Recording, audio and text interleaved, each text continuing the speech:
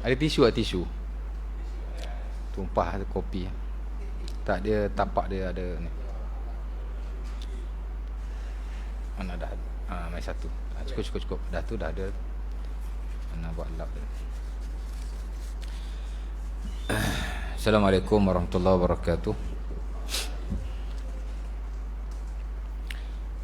Alhamdulillah. Nahmaduhu wa nasta'inuhu wa nastaghfiruh wa na'udzu billahi min syururi anfusina min sayyiati a'malina. May yahdihillahu fala mudilla lahu wa may yudlil fala hadiya lahu. Asyhadu an la ilaha illallah wahdahu la syarika lahu wa asyhadu anna Muhammadan 'abduhu wa rasuluh. Allahumma shalli wa sallim ala Muhammadin wa ala alihi wa sahbihi ajma'in, amma ba'du. Rabbana zidna ilma warzuqna fahma wa taqabbal minna innaka antas samiul alim wa lakal hamdu laka ya rabbal alamin. Rabbana shrah lana sudurana kafir anna sayiatina wa tawaffana ma'al abrar. Syukur kepada Allah Subhanahu wa taala kerana pada malam ini kita boleh kumpul lah untuk kita sambung kuliah kita yang telah kita tinggalkan sebulan yang lalu. Last kuliah kita last month, awal bulan juga kot. Khamis ke hari Jumaat, anak pun dah tak ingat.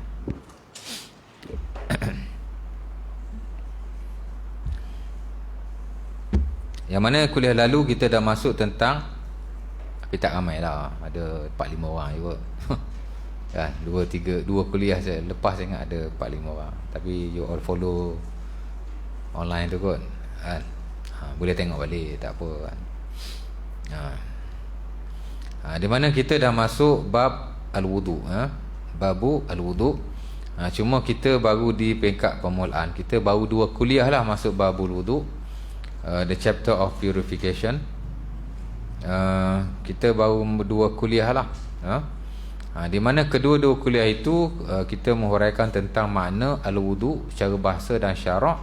Kemudian kita masuk tentang fadail al-wudu, the privilege of wudu, mana kelebihan-kelebihan yang warid dalam syarak tentang wudu. Yang mana saya kira kelebihan-kelebihan berkenaan adalah apa yang diriwayatkan daripada Rasulullah sallallahu alaihi wasallam dengan sanad-sanad yang sahih dan termuat dalam buku-buku sunan, dan dibawa juga oleh ulama-ulama fuqaha dalam buku-buku fiqh mereka, nukilan-nukilan hadis berkenaan lah. Saya tak pastilah hadis tentang fadailul perkara tentang fadailul wudu ada dalam Quran atau tidak, tapi yang kita baca itu hadis-hadis Nabi yang banyak lah. Secara amnya ada kelebihan wudu secara am. Umpama hadis yang saya telah baca itulah hadis yang diriwayatkan oleh Abi Dawud daripada Sauban, di mana kata Nabi SAW, al-wudu'u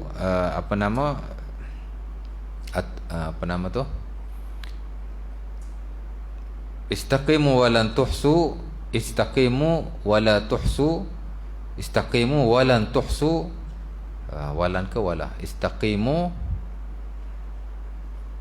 walan tuhsu, tak silap saya, walan tuhsu, wa'lamu anna khaira a'malikumus salah, wala yuhafidhu ala wudu'in illa mu'minun. Kata Nabi dalam hadis Abi Dawud daripada Sauban, istiqamahlah kamu dan jangan kamu berkira-kira.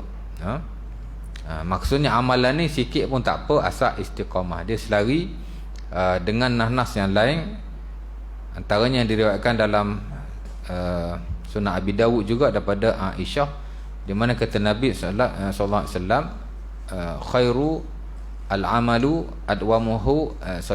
a'mali adwamuha wa in qalla. Sebaik-baik amalan ialah yang berterusan walaupun sedikit. Sikit tak apa. Janji berterusan. Dan memang pensyariatan kita pun sikit. Hatta Al-Qaradawi bila dia tulis tentang Khasaisuddin Al-Islami, the special values ataupun the privilege of Islam, ataupun the major ataupun the fundamental of Islamic principle, mana hal-hal yang berkait dengan kelebihan Islam. Dia menggariskan beberapa perkara yang bersabit dengan ciri-ciri dan keistimewaan agama ini. Selain daripada ia memudahkan, selain daripada ia mencapai maslahah, selain daripada ia mencakupi keadilan dan banyak lagi, salah satu juga ialah qillatut takalif. Antara ciri-ciri istimewa Islam ialah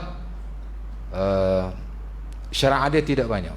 Qillatut takalif, taklif ataupun apa yang Allah Ta'ala suruh itu tidak banyak, kan?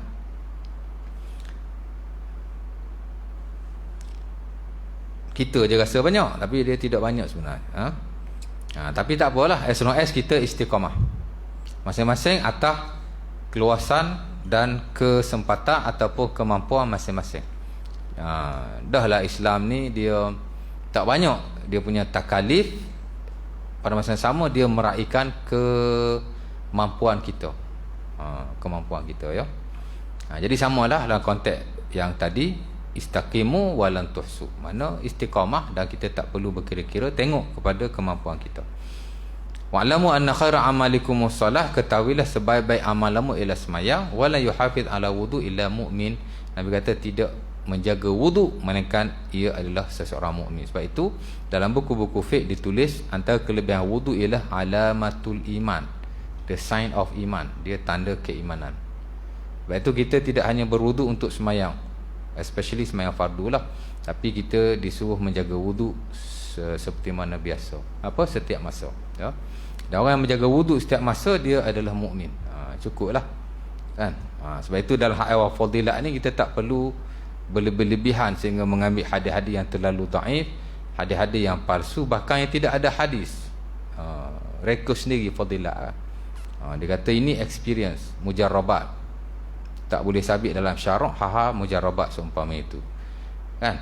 Nabi kata tanda keimanan ialah bila kita menjaga wudu lah. Salah satulah daripada Rasulullah SAW. Itu secara am. Hadis secara am juga ialah hadis yang diriwayatkan dalam Sahih Muslim pada Abi Malik Al-Asy'ari, kata Nabi, at-tuhur syatrul iman, bersuci itu adalah sebahagian daripada keimanan, part of iman. Jadi tanda keimanan, ni part of keimanan, tanda keimanan, sebahagian daripada iman. Sebab itu amat-amat digalakkan kita menjaga wudu. Itu nanas yang umum lah. Kemudian ada kelebihan wudu yang dikaitkan dengan semayang. Itu antara yang paling banyak jugalah, ya. Bila mana kita nak mendatangi semayang fardu, terutamanya kita berwuduk daripada rumah. Sebab itu bila Nabi sebut tentang semayang berjemaah, Nabi akan sebut berwuduk di rumah. Sebab itu amat-amat digalakkan kita berwuduk di rumah. Malah sebahagian ulama memakruhkan kita wuduk saja-saja, tidak ada alasan, di masjid ataupun tempat-tempat perhimpunan. Makruh lah, di atas beberapa sebab lah. Bila kita wuduk di masjid, kita guna harta awam, kan? Kemudian kita akan membasahkan masjid, kita akan mengganggu sahabat-sahabat kita, macam-macam lagi. Tapi kalau tak ada wuduk, ambil jugalah. Ni cerita kita daripada rumah. Setiap langkah kita langkah tu diangkat satu darjat, diampun satu dosa, diberi satu pahala. Dan begitulah keadaannya, ya. Dan banyak lagi hadis-hadis yang dihubung kaitkan dengan semayang. Hatta bila kita berwuduk di rumah, bila kita sampai di tempat untuk kita semayang, tiba-tiba orang dah habis semayang, Nabi kata ditulis baginya pahala seumpama dia semayang berjemaah, ya. Dan banyak lagi kelebihan yang lain. Ada yang dihubung kaitkan fadilat berkenaan dengan syurga, perhiasan-perhiasan dalam syurga. Seumpama dalam hadis Muslim daripada Abi ataupun Bukhari, daripada Abi Hurairah, Nabi kata tablughu haliyatul mu'min haisu yaumal qiyamah haisu yablughul wudu. Esok-esok di hari kiamat kita akan memakai perhiasan di badan kita mengikut sekadar kita berwuduk sebanyak mana. Sebab itu majoriti ulama menggalakkan apa yang disebut sebagai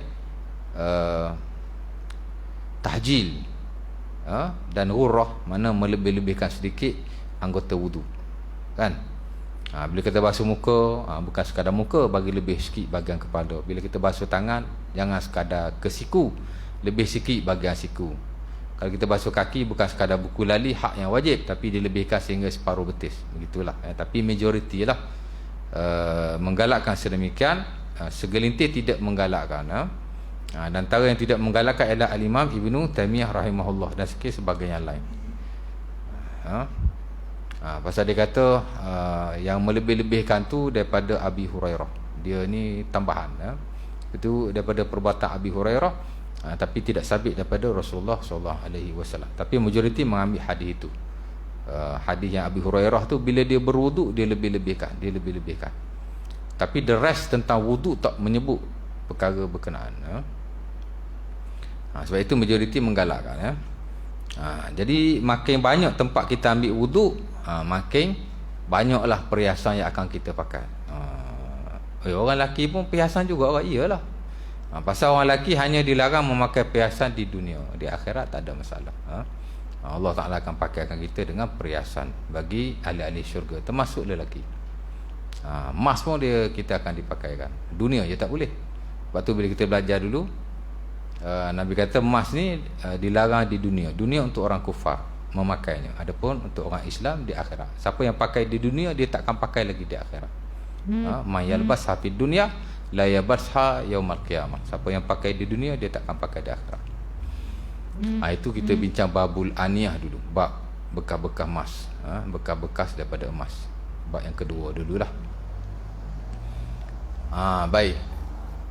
Kemudian dipermudahkan masuk syurga. Saya dah baca hadis Bilal bin Abi Rabah, di mana Nabi tanya, dia kata, kenapa? Nabi kata bima sabaqtanil jannah, kamu masuk syurga lebih dulu daripada aku, bagaimana? Dan dia kata dia tak berhadas melainkan dia berwuduk, dan dia tidak berwuduk melainkan dia salat. Saya dah baca hadis itu. Itulah hadis yang diriwayatkan dalam Sahih Bukhari dan Muslim pada Bilal bin Abi Rabah dengan dua riwayat, dengan dua lafaz. Baik. Apa lagi? Sama juga dipermudahkan terbukanya pintu syurga. Itulah hadis Umar Al-Khattab dalam Sahih Muslim, ma min ahad yatawadda fayusbigh aw fayubligh al-wudu', tidaklah seorang itu berwuduk kemudian dia menyempurnakan wuduknya. Kemudian dia berkata, summa yaqul asyhadu an la ilaha illallah wa la syarikalah wa asyhadu anna muhammadan abduhu wa rasuluh Allahumma ja'alni, bukan Allahumma ja'alni, riwayat lain. Sampai situ saja. Nabi kata futihat lahu abwabul jannah fayadkhuluha min ayyi babin syaa. Terbuka baginya pintu langit. Futihat lahu abwabul jannah as-samaniyah. Terbuka pintu langit yang 8, pintu syurga yang 8 baginya. Yadkhul min ayyiha syaa. Dia boleh masuk mana-mana pintu yang dia mahu. Dengan syarat kita berwuduk dan menyempurnakan wuduk, kemudian kita semayang 2 rakaat. Itu kelebihannya. Jadi mudah masuk syurga. Berwuduk, menyempurnakan wuduk, semayang sunat 2 rakaat. Selepas itu Nabi kata akan bukan. Nabi kata siapa yang berwuduk kemudian dia menyempurnakan wuduk, kemudian dia baca doa itu. Semayang tu hadis lain, hadis Uthman bin Affan. Dia diriwayatkan oleh maula dia nama Humran. Ini hadis Umar Al-Khattab. Jadi as simple as kita berwuduk, menyempurnakan wuduk, lepas tu baca doa tu. Asyhadu an la ilaha illallah wa la syarikalah wa asyhadu anna muhammadan abduhu wa rasuluh. Baca sekadar itu, Nabi kata terbuka pintu syurga yang 8 dan dia boleh masuk mana-mana pintu yang dia mahu. Itu yang bersabit dengan hari kiamat. Kemudian kita dikenali pada hari kiamat juga dengan sebab wuduk. Semakin banyak orang itu berwuduk, semakin bercahaya badannya. Dan Nabi mengenali orang pada hari kiamat dengan wuduknya. Antumul ghurrul muhajjalun yaumal qiyamah min asaril wudu. Nabi kata dalam hadis Bukhari, Muslim, daripada Abi Hurairah, Nabi kata kamu akan dikenali pada hari kiamat dengan ghur dan tahjil. Ghurrah ni makna seumpama haiwan, dia ada, kalau haiwan tu kala hitam, dia ada tompuk-tompuk putih di badannya. Itu satu perumpamaan lah. Jadi orang Islam esok-esok tempat-tempat yang dia wuduk tu dia akan bercahaya seumpama keadaan pada seekor kuda yang ada tompuk-tompuk warna yang berlainan, sehingga dia nampak cantik, macam tu lah, lebih kurang. Jadi Nabi kata dia akan dikenali. Sebab bila sahabat tanya, kaifa ta'rif man lam ya'ti min ummatika, kaifa ta'rif man lam ya'ti ba'du min ummatika. Itulah hadis yang diriwayatkan dalam Sahih Bukhari ataupun Muslim daripada Abi Hurairah, atan Nabi al-makhbarah summa yaqulu assalamualaikum ahlad diyar minal mu'minin wal mu'minat wa inna insyaallah bikum lahiqun Allahumma ighfir Allahumma inni wadittu kata Abu Hurairah, Nabi SAW mendatangi kubur, lantas dia berkata, Nabi doalah untuk ahli kubur. Kemudian ujung tu Nabi kata, wadittu law anni ra'aitu ikhwanana. Nabi kata, aku nak sangat berjumpa dengan adik-beradik aku, saudara-saudaraku. Kemudian sahabat dia tanyalah, awalasna ikhwanaka ya Rasulullah, bukankah kami ni saudara-saudara kamu? Nabi kata, antum ashabi walakin ikhwani alladhi lam ya'tu ba'du. Nabi kata, kamu ni sahabat aku, saudara-saudara aku ialah orang yang tak ada sekarang, tapi dia akan datang pada masa yang terkemudian. Kemudian ada sahabat tanya lagi, kaifa ta'rif man lam ya'ti ba'du min ummatika. Wahai Rasulullah, macam mana kamu mengetahui, kamu kenal umatmu yang datang selepasmu? Mau kenal macam mana? Kan? Mana Nabi tak kenal lah, pasal Nabi dah meninggal. Tak tahu lah, Nabi duduk berjalan, jumpa orang tu, jumpa orang ni, boleh jumpa mana-mana umat yang dia nak, dia kenal lah, tapi Nabi tak kenal. Habis tu macam mana Nabi kenal? Nabi kata, kaifa ta'rif man lam ya'ti ba'du min ummatika. Nabi kata, Nabi kenal melalui itulah, fa innahum ya'tuna yaumal qiyamah hurram muhajjalin min asaril wudu. Nabi kata, mereka akan datang secara bercahaya daripada kesan-kesan wudu. Wa ana faratuhum 'alal haud. Dan waktu itu Nabi kata, aku menjaga haud, air lah, untuk diberi pada mereka. Kemudian Nabi panggil-panggil, bila Nabi tengok bercahaya, Nabi panggil lah. Kemudian malaikat halau kan, malaikat halau, unadihim, Nabi panggil, ala halumma, mari kan. Kemudian Nabi kata, ala la yuzadanna rijalun min ummati kama yuzadul ba'iru tal. Tapi sayang sekali, sebahagian daripada umatku, walaupun aku tengok dia ada cahaya, umat aku lah tu, kan, tapi dihalau sebahagian daripada mereka. Dan bila ditanya, malaikat pun jawab, innahum qad badalu ba'dak. Mereka telah mengubah sebahagian daripada ajaranmu. Kamu tak ada, dia ubah ajaranmu. Sebab itu sebahagian orang yang mempertahankan sunnah menentang bid'ah, hadis ni favorite lah. Innahum qad badalu ba'dak. Mereka telah mengubah sebahagian daripada ajaranmu. Faqultu suhqan. Nabi pun menghalau mereka sama macam malaikat-malaikat yang tadi. Pergi Nabi kata. Nabi pun tak mengaku umat dia lah, tak maulah. Nabi tak panggil dia mari. Dan mungkin ada kelebihan-kelebihan yang lain ya.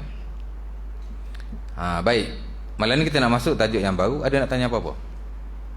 Kita tekok Bismillah. Ada soalan? Saya nampak ramai tanya soalan. Cerita dia, wudu adalah ibadah yang besar. Sebab itu fadilat dia banyak. Kalau berjumpa hadis berbelas-belas tentang fadilat satu perkara, dia sudah dianggap banyak fadilat.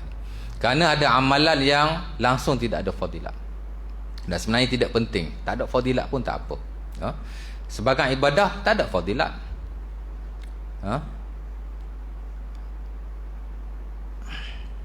Sebagai ibadah ada fadilat, tapi tak banyak, mungkin ada satu atau dua hadis.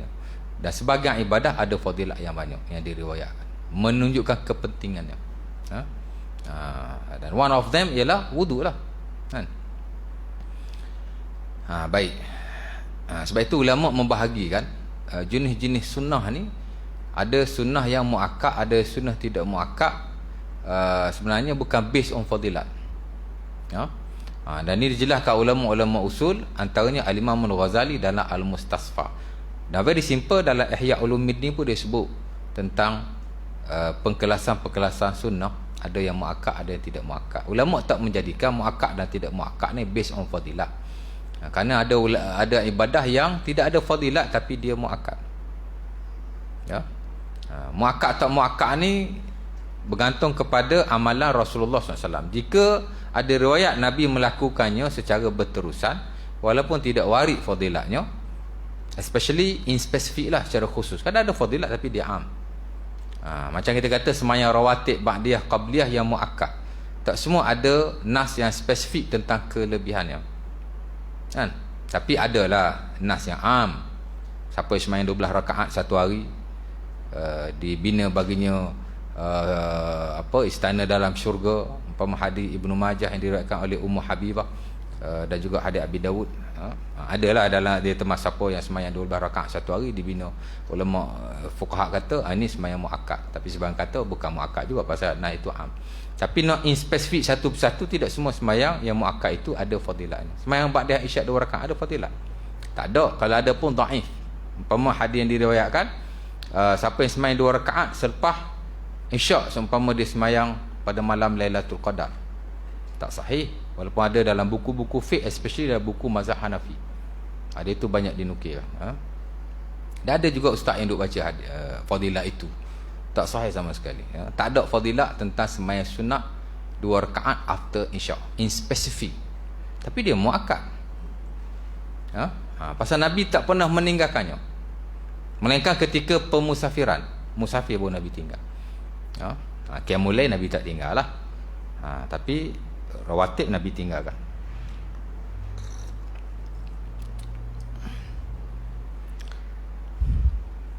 Tapi ada semayang yang ada fadilat tapi dia tidak muakkad. Kan? Semayang sunat sebelum asar, 4 rakaat ke 2 rakaat ke tak kisahlah, ada fadilat tapi dia tidak muakkad. Pasal tak ada riwayat Nabi melakukannya atau melakukannya secara berterusan. Ada fadilat. Adalah fadilatnya tu. Itulah hadis Ibnu Umar, antaranya dalam Sunan Abi Dawud. Tak silap saya Sunan Abi Dawud lah. Macam mana hadis tu? Rahimallahu mra'an shalla qabla al-'asri arba'an. Allah Taala merahmati sesiapa yang semayang sebelum asar 4 rakaat. Okey, fadilat besar juga tu, kerana ia berkait dengan rahmat Allah, tapi dia tidak muakkad. Pasal tak ada riwayat Nabi melakukannya atau melakukannya secara berterusan. Apa lagi? Jadi fadilat penting, tapi setengah-setengah keadaan dia tidak diambil kira, ya. Bukan kata kita menafikan fadilat, kita nak fadilat. Sebab itu dalam hak fadilat ni dia pertengahan. Kita berlebihan pun tidak, mengurangi hak fadilat pun tidak. Berlebihan maksudnya sampai ambil nas yang dhaif atau yang terlalu dhaif, nas yang palsu, hatta yang tidak ada nas sama sekali. Tapi daripada ijazah-ijazah tertentu, amalan-amalan tok syekh tertentu, kan? Ada nas lah. Confirm lah tak ada nas. Kalau ada dia baca, tak baca tak ada lah tu. Ya tak? Ada suruh semayang hajat pukul 4 pagi. Pukul 4 pagi je. Kalau tak 4 pagi tak mustajab. Pandai-pandai je ya. Boleh ditentukan pukul 4 pagi, 5 pagi. Zaman Nabi tu mana ada jam pukul 4, pukul 5, pukul 3, tak ada. Macam mana dia boleh kata semayang 2 rakaat hajat pukul 4 pagi, lepas tu baca doa ni, Allah Ta'ala kabulkan hajat kita insya-Allah. Setengah tok guru lah. Kat mana tadi? Lupa. Ngumpat lah. Tak ngumpat kan. Kita kira ngumpat tu, benda batil dia tak ngumpat. Dia tak termasuk dalam mengumpat. Imam Nawawi dan Riyadhus Salihin ada 7 tempat kita boleh sebut. Antaranya ialah kebatilan dia bawa oleh setengah orang. Dia tak dianggap sebagai mengumpat. Kan? Mana-mana dia kumpat bagi mustajab. Mana dia tahu? Saya pun tak boleh nak fikir. Cannot brain kan. Mana tu kumpat bagi? Dulu mana ada jam. Baik. Mana tadi? Dia tidak berlebihan dan tidak mengurangi. Maknanya tidaklah sampai menafikan fadilat berkenaan. Ada golongan dia berlebihan dalam fadilat, ada golongan dia menafikan fadilat sama sekali. Kalau beramal kerana fadilat tidak ikhlas. sama sekali bercanggah dengan hadis Nabi dan pegangan salafus soleh. Dan dua-dua itu ada dalam Sufism. That's why we must be aware lah tentang ajaran-ajaran datang dalam Sufism. Kita tak menentang Sufism, tapi dek kerana Sufism ni banyak bawa benda yang merepek. Baik. Tahu Sufism? Tak tahu kan?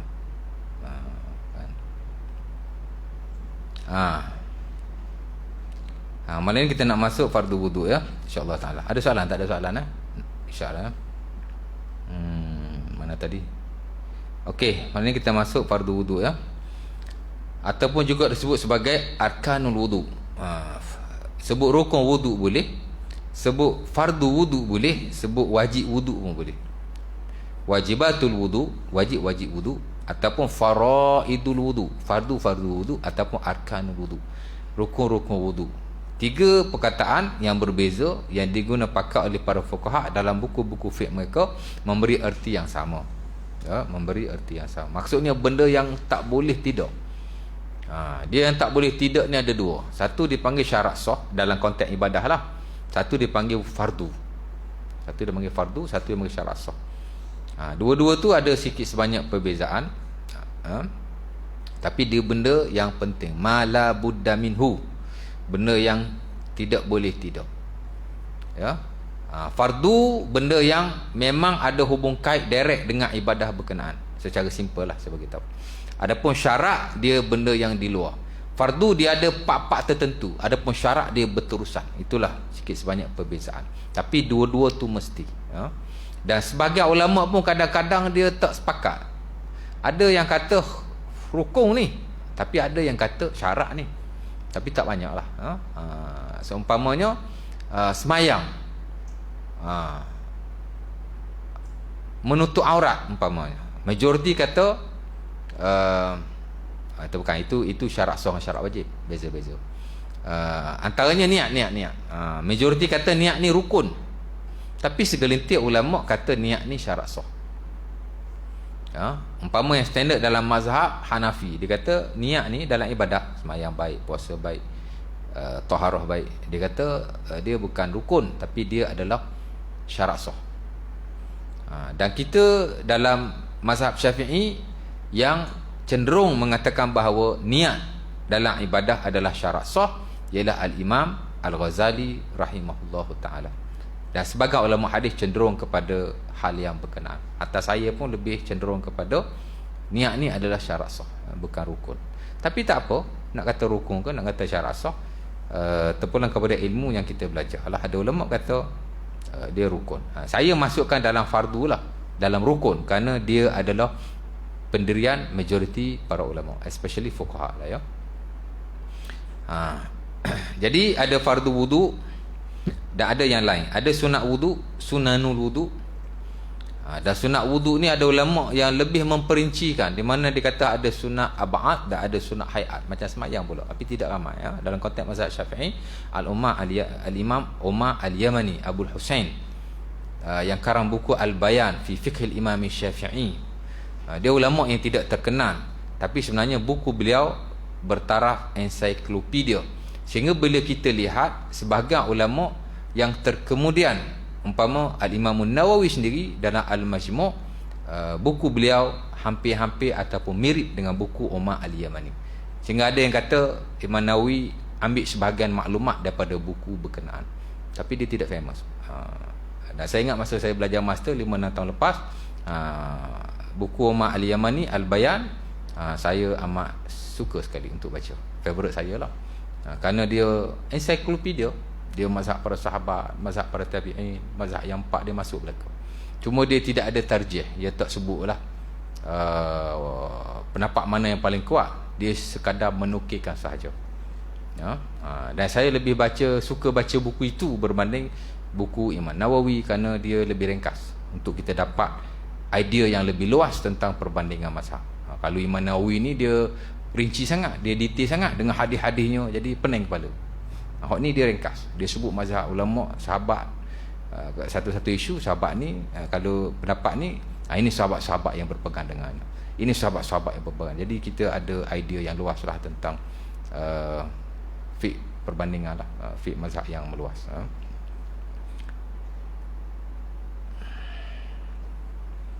Ada sunanul wudu, dia bagi pada hayat, dia bagi kepada ab'ad. Begitu juga sebagai ulama Syafi'i yang kemudian, umpama al-Imam Taqiyuddin Al-Husni dalam bukunya Kifayatul Akhyar. Orang di Mesir biasa di Al-Azhar dia belajar Kifayatul Akhyar, setahu saya lah, dia tak belajar sana, tapi dengar kawan-kawan Azhari lah yang cakap kan. Azhari ada yang bagus juga, tapi ada yang ke laut juga.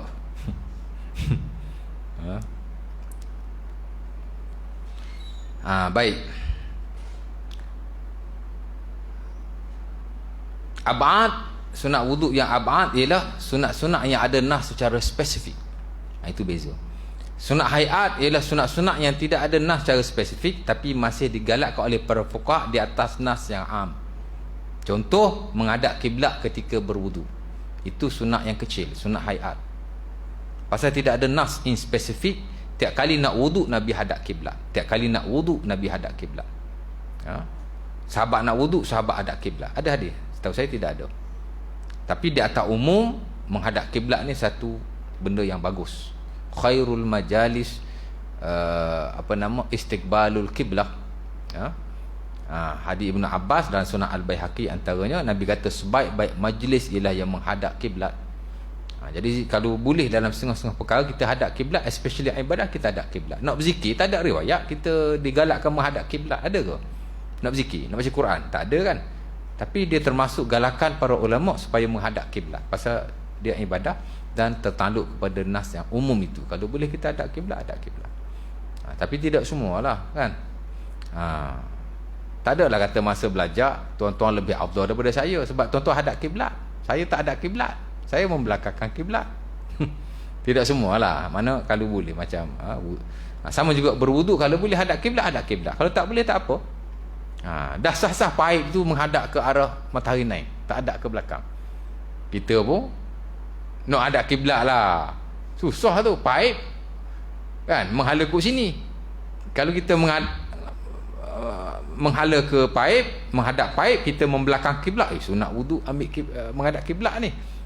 Kita pun nak hadap kiblat lah, sama-sama hala ke sana, paip pun ke sana, kita pun ke sana, jadi susah. Tak payahlah kan. Takalluf dalam benda yang tidak ada perintah secara khusus tak digalakkan. Tapi kalau memang paip tu, kalau ada dua paip, kita nampak ada dua paip, satu menghadap kiblat, satu tak menghadap kiblat, bila kita ambil wudu tu, maka pilih yang menghadap kiblat, itu lebih baik. Sama juga qolah kan, kita nak ambil wudu, qolah tu kita ambil pada sisi yang menghadap ke arah kiblat, termasuk dalam sunat-sunat hayat. Mudah-mudahan ada pahala lah di situ.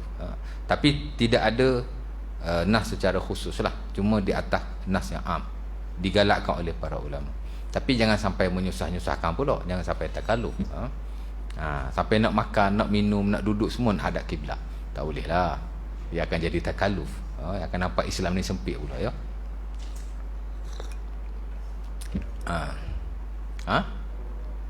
Berdoa, kenapa? Sama juga bila kita berwuduk, digalakkan kita baca zikir. Sunat atau tidak menghadap ke arah kiblat. Kalau boleh hadap kiblat, hadap kiblat. Setahu saya ada nas tapi dia dhaif. Sama juga mengangkat tangan ketika membaca doa berkenaan. Baca asyhadu an la ilaha illallah wahdahu la syarikalah wa asyhadu anna muhammadan abduhu wa rasuluh. Sampai situ dalam Sahih Muslim daripada Umar Al-Khattab. Sampai situ saja. Tapi dalam Sunan At-Tirmizi dia ada tambahan, Allahumma ja'alni minat tawabin wa ja'alni minal mutatahhirin. Tambahan itu, dan tambahan itu sahih kata Imam At-Tirmizi. Hadis itu hadis hasan. Hasan gharib ke hasan sahih tak silap saya. Kemudian ada lagi riwayat Allah subhanakallah bihamdik asyhadu an la ilaha illa anta astaghfiruka wa atubu ilaik. Itu dalam riwayat yang lain. Itu riwayat riwayat siapa? Antaranya dalam Sunnah dalam Mustadrak Al-Hakim daripada Abu Sa'id ke ataupun daripada Abdullah bin Amr bin Al-As. Itu juga sunnah. Man tawadda summa qala subhanakallah bihamdik asyhadu an la ilaha illa anta astaghfiruka wa ilaik kutiba lahu fi riqqin summa ju'ila fi taba' falam yuksar ila yaumil qiyamah. Siapa yang baca macam tu dia akan ditulis kemudian ditutup dalam satu tulisan dan tidak akan dibuka sampai hari kiamat. Sebab itu amat-amat digalakkan kita baca sampai situlah ya. Tapi kalau baca sampai yang hadis Umar tadi sudah memadai, tapi kalau kita tambah yang itu lebih baik ya. Nampak? Menghadap kiblat atau mengangkat tangan, ada riwayat angkat tangan tapi dia tidak sahih. Sama juga menghadap kiblat, saya tak pasti ada kiblat ni ada nas spesifik ke tidak. Tapi kalau dapat menghadap kiblat tidak lebih baik. Dan mengangkat tangan hadisnya tidak sahih. Tapi sebagian ulama masih mengharuskan, termasuk ulama terkemukalah Ibnu Utsaimin dalam bukunya Asy-Syarhul Mumti'. Pasal dia kata ibadah ni ada 3 jenis lah. Pertama yang warid Nabi angkat tangan, itu sunnah angkat tangan. Yang kedua yang Nabi larang angkat tangan, itu tak boleh angkat tangan. Yang ketiga tidak ada nas Nabi mengangkat atau tidak mengangkatnya. Maka di atas umum kesunahan mengangkat tangan, jika boleh kita angkat tangan maka digalakkan walaupun tidak ada nas in spesifik. Tapi jangan sampai tahap kita takalluf. Kerana sebahagian ibadah bukan maksudnya zikir, tapi dia sebagai tambahan kepada fadilat dan sunnah. Macam kita nak masuk masjid kan, ataupun zikir-zikir yang kita baca yang nak masuk masjid, keluar masjid, masuk tandah, keluar tandah, sebenarnya tidak ada riwayat Nabi mengangkat tangan. Tapi sekali-sekala kita nak angkat tangan harus katanya, pasal tidak ada larangan dan dia termasuk dalam galakan yang am. Mana tak ada salah kalau kita tengok orang masuk masjid angkat tangan, Allahumma ftahli abwaaba rahmatik, boleh, pasal itu doa. Dia bukan sunnah in spesifik, tapi sunnah dalam konteks am, sunnah mengangkat tangan ketika berdoa. Tapi kalau tidak angkat tangan, itu sudah memadai. Jadi tak ada masalah. Nampak? Jadi ada masa kita angkat tangan, ada masa kita tidak angkat tangan. Tidaklah kata kalau tak ada riwayat Nabi angkat tangan, tak boleh tak angkat tangan langsung. Ni bid'ah ni angkat tangan masuk masjid ni, baca doa angkat tangan ni kan. Tidak juga. Sebagai ulama yang tegas dalam isu sunnah dan bid'ah pun dia masih mengharuskan. Pasal kena tengok. Kalau ada riwayat Nabi angkat tangan, sunnah angkat tangan. Kalau ada riwayat Nabi larang, tak boleh angkat tangan. Tapi kalau tak ada riwayat Nabi mengangkat dan juga melarang, dia tertakluk kepada galakan yang am. Harus untuk kita angkat tangan. Nak kata sunnah angkat tangan in spesifik tak boleh lah, tapi harus untuk kita angkat tangan. Mudah-mudahan berpahala di situ. Ibnu Utsaimin ni dia berkata ulama Wahabi lah, ketaklah bab bidah-bidah ni, tapi dia masih mengharuskan. Apa yang saya baca dalam bukunya Asy-Syarhul Mumti'. Tapi tak dinafikan dalam nas tidak ada in spesifik ya. Nampak?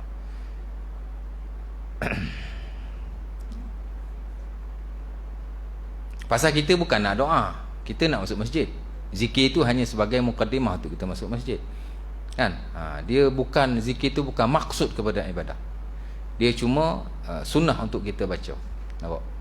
Jadi bila nak masuk masjid, ke Allahumma ftahli abwaaba rahmatik, lepas tu baca doa lain lagi. Kita bukan nak doa kan. Kita nak masuk masjid. Doa tu sebagai ibadah yang sunnah yang macam mukaddimah. Sebab itu dalam zikir-zikir seperti itu dia ringkas. Masuk masjid, keluar masjid, masuk tandah, keluar tandah, pakai baju, buka baju. Kita ringkas-ringkas kan. Sebab bukan nak zikir, kita nak masuk masjid. Kita bukan nak zikir, kita nak pakai baju. Zikir itu sebagai amalan yang mencantikkan lagi perbuatan-perbuatan kita. Tapi kalau angkat tangan tidak salah. Harus insya-Allah taala. Baik. Jadi beza je ab'ad dan hayat. Tapi tak semua dah ulama menyatakan. Sebahagian besar daripada mereka hanya menyatakan sunat-sunat wuduk saja. Dia tak asing kepada ab'ad, kepada hayat. Tapi ada sebahagian ni saya sebut. Kemudian ada juga makruhatul wudu, makruh wudu. Dalam nota saya ni saya masukkan juga. Ada 3 lah yang am. Kemudian sifat-sifat wudu ya. Baik, fardu wudu, rukun wudu, wajib wudu, secara asasnya ada 6. Walaupun di sisi sebagian ulama yang lain ada lebih daripada itu. Pertama ialah niat. Majoriti ulama kata niat ni adalah rukun ya, tapi sebagian kata syarat sah. Tak ada masalah. Tapi yang penting niat. Cuma isunya bagaimana kita niat. Banyaklah lafaz-lafaz niat yang diajar kepada kita. Nawaitul wudu lillahi ta'ala. Mungkin ada lagi lafaz yang lain, wallahu ta'ala alam. Untuk nak memudahkan kita faham macam mana nak niat ya. Tapi tak dinafikan kadang-kadang kita ni berlebih-lebihan dalam isu niat, sehingga sepatutnya niat ni perkara yang paling mudah akhirnya jadi susah. Niat ni paling mudah sekali. Sebab itu Al-Imam Al-Ghazali dalam Ihya Ulumuddin, antara saya lihat pendapat beliau yang bernas lah, beliau mengkritik orang yang berlebih-lebihan dalam isu niat. Mungkin dia nak kritik ulama-ulama pada zamannya yang berlebih-lebihan dalam isu niat, sedangkan katanya Rasulullah SAW tidak pernah mengajar sahabat-sahabatnya secara berlebih-lebihan tentang niat. Jadi kata tak sepatutnya niat ni menjadi perkara yang susah. Malah kalau berlebih-lebihan, duk bahas lebih sangat, niat ni jadi susah. Sebenarnya niat perkara yang paling mudah. Dan dia juga sebut dalam bukunya yang lain, antaranya dalam buku Al-Wasit fil Madhhab Syafi'i. Buku Al-Wasit Al-Imam Al-Ghazali sebenarnya buku induk mazhab Syafi'i. Berkembangnya mazhab Syafi'i di atas dua buku, kata Imam An-Nawawi. Satu buku Al-Muhazzab karangan Al-Imam Abu Ishaq Asy-Syirazi, satu lagi buku Al-Wasit Al-Imam Al-Ghazali rahimahullah ta'ala. Berkembangnya mazhab Syafi'i dengan dua buku itu. Bukan dengan buku Al-Um. Imam Syafi'i ada kitab Al-Um kan? Dia tak berkembang dengan buku tu, tapi asasnya ada lah. Tapi betul-betul buku yang berkembang daripadanya dalam mazhab ini ialah mazhab buku Al-Imam Al-Ghazali Al-Wasit. Dia pun sebut dalam buku itu, di mana katanya niat ni bukan nuzum kalimatin la fil lisan wala fil qalbi. Niat ni bukan kita baca, tidak juga pada mulut dan tidak juga pada hati. Bukan kata niat aku sembahyang fardu zuhur, Allahu akbar, itu bukan niat. Ataupun masa kita takbir tu kita baca dalam hati, aku sembahyang. Ini banyak orang awam amalkan. Itulah membaca niat dalam hati ketika takbir. Betul tak? Mulut Allah, hati dia baca aku sembahyang fardu zuhur. Imam Ghazali kata bukan begitu. Dia bukan susunan huruf, tidak pada lidah, tidak juga pada hati. Habis itu macam mana niat? Niat as simple as keazaman kita untuk melakukan satu perkara. Allahu akbar, habis. Walaupun mazhab Syafi'i memanglah suruh niat ketika takbir. Maksudnya ketika kita takbir tu kita tahu kita nak sembahyang apa. That's it. Tak perlu kita baca aku sembahyang fardu zuhur walaupun dengan hati. Itu yang disebut oleh Al-Imam Al-Ghazali. Sebab itu dia antara yang mengkritik. Jadi niat ni very simple. Hatta Al-Imam Ibn Qayyim dalam Zadul Ma'ad, orang belajar fiqh mesti baca buku Zadul Ma'ad karangan Al-Imam Ibn Qayyim. Baru perfect lah, baru agak bagus dia punya kepahaman fiqh. Tak kira lah dia belajar mazhab apa pun, dia mesti rujuk Zadul Ma'ad karangan Imam Ibn Qayyim, kerana dia fiqh yang bersulankan hadis dan lebih dekat kepada sunnah Rasulullah sallallahu alaihi wasallam.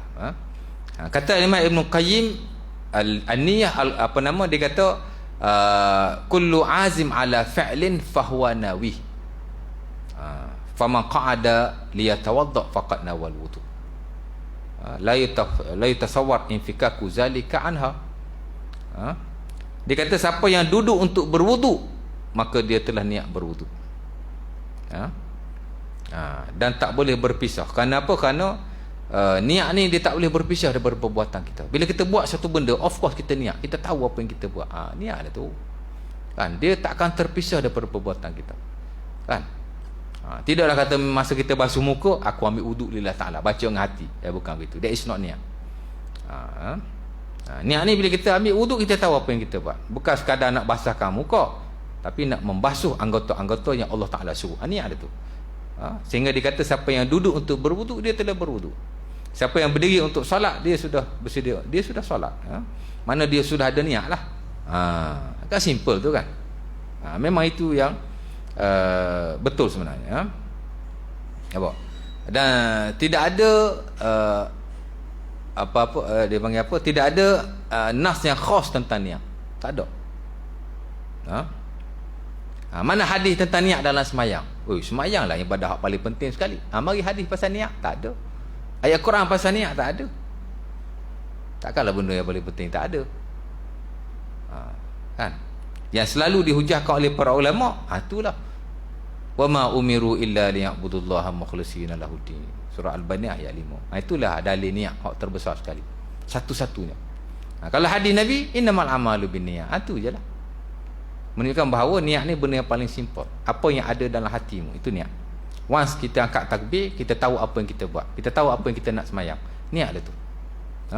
Dan tak perlu berlebihan. Bila berlebihan tu yang jadi susah tu. Nak tahqiq niat Allah kan. Panjang Allahu Akbar. Allah tu 2 harakat je. Allahu Akbar. Sebab itu Al-Imam An-Nawawi dalam Al-Azkar makruh memanjangkan Allah ketika takbiratul ihram, sunnah memanjangkan takbir ketika selain takbiratul ihram, termasuk takbir-takbir intiqalat. Kalau dia Allahu Akbar, makruh tu mazhab Syafi'i. Sebab mazhab Syafi'i hak sunnah ialah Allahu Akbar. Habis tu kalau nak panjang, masa rokok tu Allahu Akbar, sami Allahu liman hamidah, Allah, sehingga Allah tu memenuhi ruang pergerakan antara satu perbuatan kepada satu perbuatan. Adapun takbir mesti dibaca secara qasar, kata Imam An-Nawawi, tidak dibaca secara mat. Kalau baca mat makruh. Mana baca pendek lah, 2 harakat lah. Jangan Allahu Akbar, tu tak ada langsung mat pula. Allahu Akbar, that's it. Jadi siapa yang Allah tu tidak muktamad mazhab Syafi'i dah tu. Bahkan tak baguslah. Allahu Akbar, that's it. Susah, tak dapat niat sampai ke sudah. Salah niat ni. Nampak? Jadi niatlah. Niat mana kita kosok nak melakukan satu perkara. Baik. Yang kedua, basuh muka. Yang ketiga, basuh tangan ke siku. Yang keempat, basuh kepala. Yang kelima, basuh kaki. Tertib. Siapa? Boleh berhenti dah ke ni? Boleh berhenti ya. Kan kena compound dia kan. Ada 6 ya. Kalau kita lihat ayat Quran, asas kepada wudu hanya surah Al-Ma'idah ayat yang ke-6. Itu selalu saya baca. Di mana Allah Ta'ala sebut 4 benda saja. Basuh muka, basuh tangan, basuh kaki. Basuh muka, basuh tangan hingga ke siku, sapu kepala dan basuh kaki. That's it. 4 saja. 2 lagi ni niat daripada umum hadis-hadis Nabi SAW, daripada umum ayat Quran saya baca dan hadis Nabi saya baca juga tadi. Dan satu lagi tertib. Tertib ni maksudnya mendahulukan yang dahulu, mengkemudiankan yang kemudian. Nampak? Dan sebagai ulama masukkan lagi satu, dipanggil mualat. Mualat. Imam Syafi'i rahimahullah dulu dikata mualat tak wajib. Tahu mualat? Mualat maksudnya kita berwuduk secara sekaligus, tidak menangguh-nangguh antara satu anggota kepada anggota yang lain. Dulu dikata sunnah, tak wajib. Sorry. Dulu dikata wajib.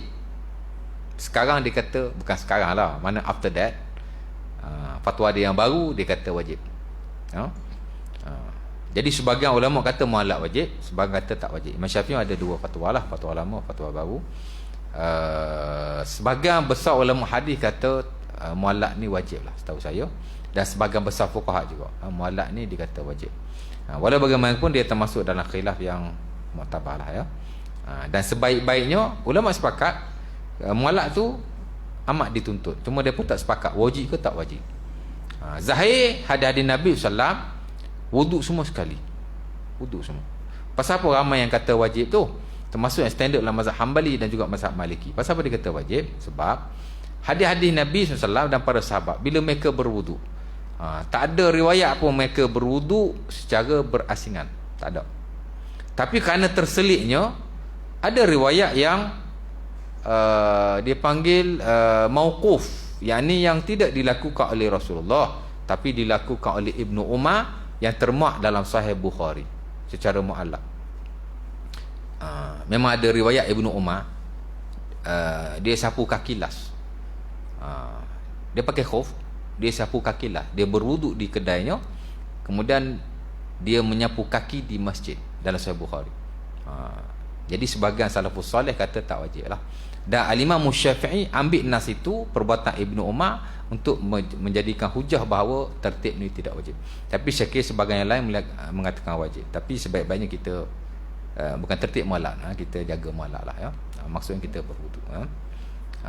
Tertib ni saya kira semua ulama kata wajib lah ya. Tertib menaikkan segelintir. Tak silap dalam mazhab Maliki ada yang kata tertib tak wajib. Nampak? Jadi niat basuh muka, basuh tangan, basuh siku, sapu kepala, basuh kaki dan tertib. Itu rukun ataupun fardu wuduk yang 6. Kemudian yang lain-lain itu tidak wajib lah ya. Sebagian ulama mengatakan masuk air ke hidung dan berkomor juga wajib. Ya. Dalam siapa yang kata wajib dalam mazhab Syafi'i saya tak ingat. Tapi sebagian ulama kata wajib.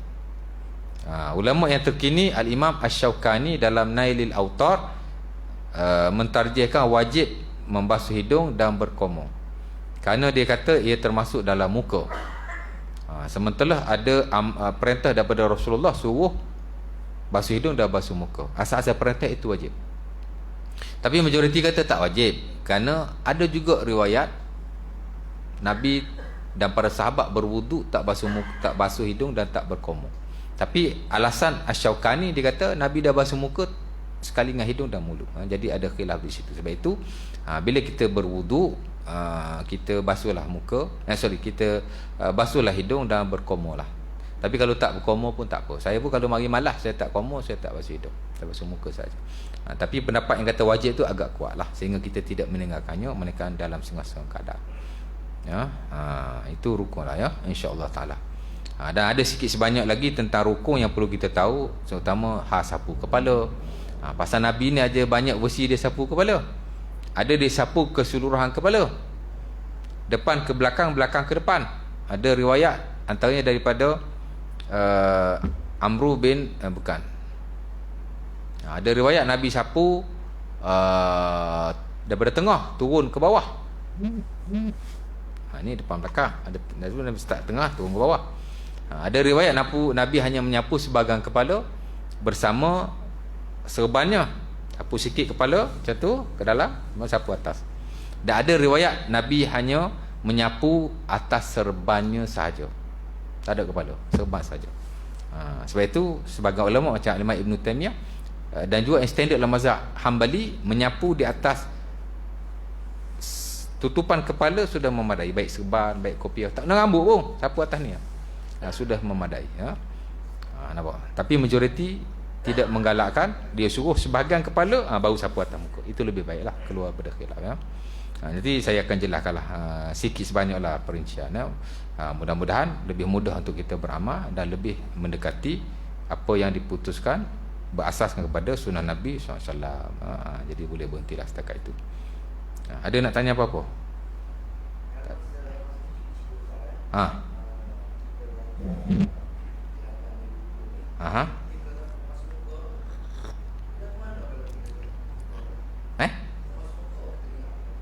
Basuh muka bau niat. Dia sebenarnya macam tadilah dia isu dia ialah bila nak niat. Memang ulama especially para fuqaha ada membahaskan bila kita nak start nak niat. Ini dipanggil perincian tentang niat ni. Kan? Bukan isu niat tu saja. Aku wuduk dengan Allah Taala. Lafaz itu. Bagaimana nak niat? Tapi juga di mana nak niat. Sebenarnya niat ni tuan-tuan, awal kita nak buat kita niat. Hatta kalau sebelum kita nak buat kita dah niat pun sudah termasuk. Macam saya kata tadi. Kata Imam Ibn Qayyim, wa man qa'ada lil wudu faqad nawal wudu. Siapa yang duduk untuk berwuduk dia tu dah niat wuduk. Jadi tak timbul nak niat waktu basuh muka, waktu basuh tangan, tak timbul. Tapi saya tak nafilah. Yang standard dalam mazhab Syafi'i ialah kita niat ketika mula membasuh tangan, itu dipanggil sunat niat waktu itu. Kemudian kita niat balik ketika basuh muka, di mana waktu itu wajib kita niat. Dan sebagian pula ulama Syafi'i mengatakan kita niat ketika membasuh tangan dan memanjanglah niat kita itu sampai kita membasuh muka. Macam-macam versi lah yang diajarlah oleh para fuqaha. Tapi kita kembali kepada asalnya ialah niat ni as simple as that. Bila kita wudu, that is niat. Tak timbul lafaz yang kita nak niat dengan mulut ke, dengan hati ke, tak timbul di mana kita nak niat ketika basuh muka, basuh tangan.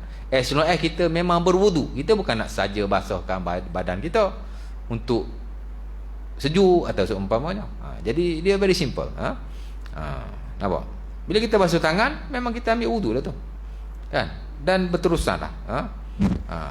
Manakah kalau kita niat, aku tak ambil wudu ni, aku saja nak basahkan badan saja. Itu tak jadi wudu lah. Macam kita mandi wajib juga. Kan? Kita mandi tak jadi syarat. Aku mandi wajib kerana Allah Ta'ala. Tak ada begitu. Bila kita mandi tu memang kita niat mandi untuk junub. Dia is mandi wajib. Kalau kita mandi itu saja-saja mandi, dia takkan jadi mandi yang mengangkat hadas. As simple as that. Niat ni macam tu saja.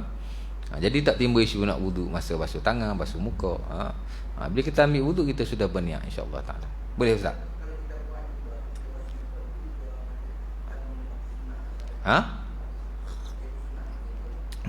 Wallah Ta'ala alam lah. Tapi tak perlulah. Tak perlu kata waktu basuh muka pun nak niat. Habis tu masa basuh tangan tadi kita tak niat wudu ke? Wudu dah tu. Cukup lah, memadai dah. Kan? Jadi tak timbul isu bagaimana kita nak berniat dan di mana kita nak berniat. Bila kita melakukan satu perkara, kita sudah meniatkannya automatically. Kan? Kullu azim ala fi'lin fahuwa nawi, kata Al-Imam Ibn Qayyim. Siapa yang berazam melakukan suatu perkara, dia sudah berniat melakukannya. Sebab itu dalam bab niat ni yang paling longgar dalam mazhab Hanafi. Before kita nak buat suatu ibadah tu, kalau dah ada dalam hati kita nak buat, dia sudah jadi niat. Tak ada kata niat masa takbir, niat sebelum takbir, tak ada. Masa dah ambil wudu ni, pasal apa kau ambil wudu? Aku nak sembahyang zuhur ni. Dia kena niat dah tu. Pergi Allah Akbar. Dia agak longgar lah. Tak syarat ketika takbir, tak syarat ketika kalau dalam mazhab Hambali sebahagian mengatakan bahawa boleh ketika takbiratul ihram kita meniatkan untuk sembahyang, dan ketika qubailus solah, mana ketika dekat nak takbiratul ihram. Tapi kalau Hanafi tu tengah wudu tu, hatta kalau tengah berjalan pun, jalan nak pergi sembahyang tu, ada niat sembahyang lah tu. Very simple. Dan kita memang kena macam tu. Kesianlah awak nak sembahyang. Kan? Allah. Macam payah sangat nak. Allah. Oh, letih. Kalau sembahyang sebelah kita jenis orang macam tu. Kan? Pasal apa jadi macam tu? Allah Ta'ala kata dalam surah Al-Muddatsir, ya ayyuhal muddatsir qum fa'anzir wa rabbaka fakabbir. Dan ketika dan besarkanlah Tuhanmu. Itu yang Tugu ni Aziz dulu dia kritik pasal takbir ni. Masa takbiratul ihram ni kita disyariatkan supaya bertakbiratul ihram semasa sembahyang kerana nak membesarkan Tuhan. Tapi dengan sebab kita duk sibuk dengan niat, tak cara ke Tuhan. Betul tak? Kita banyak duk sembahyang, duk sibuk dengan niat waktu tu. Tujuan walaupun Imam Syafi'i kata niat ni mesti secara tahqiqnya ialah ketika kita takbiratul ihram, waktu tu baru kita kena niatlah kita nak sembahyang. Bukan Imam Syafi'i suruh baca aku sembahyang fardu, bukan macam tu. Maknanya bila kita niat, bila akad takbir, baru kita niat, kita tahu, kita qasak, kita azam nak sembahyang pada waktu itu. Tapi bukan maksud dia suruh kita membesarkan dan mencari niat sehingga waktu takbir itu ingat Allah. Allahu Akbar, niat Allah, ingat Allah, bukan ingat niat. Jadi saya tak nafikanlah. Jadi sebahagian perkara tu yang Imam Ghazali kritik tu, niat ni dah jadi menyusahkan orang. Nampak? Sedangkan benda tak perlu sama sekali. Warabbaka fakabbir, besarkanlah Tuhanmu dan bertakbirlah. Itu dalil terbesar takbiratul ihram dalam Quran. Bertakbir kerana nak ingat Allah Ta'ala, nak membesarkan Allah, bukan kerana niat. Jadi bila kita bertakbir duk cari niat tu, dia tak ingat Allah dah, dia ingat niat situ. Takbir ingat Allah, jangan ingat niat. Mu takbir tu, mu niat dah tu, nak niat kat mana lagi? La nuzum al-huruf wala al-kalimat, la ala nisan wala fil qalbi. Kata Imam Ghazali, niat ni bukan kita susun huruf, tidak di mulut dan tidak di hati. Jadi lepas ni kalau kat sembahyang Allahu Akbar, jangan duk baca hati aku sembahyang fardu. Bagi orang yang mudah, that is fine lah. Kan?